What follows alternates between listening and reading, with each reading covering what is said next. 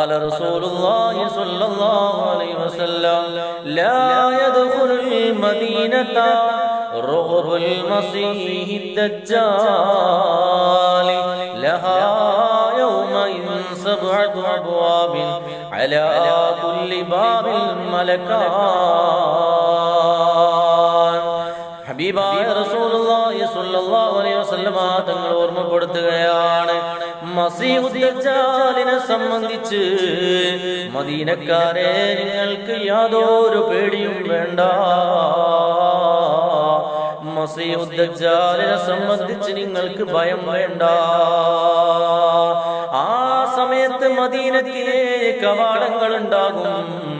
ഓരോ കവാടത്തിലും ഈ 2 മലക്കുകൾ വീതമുണ്ടാകുമെന്ന് ഹബീബുനാ ശഫീഉനാ റസൂലുള്ളാഹ്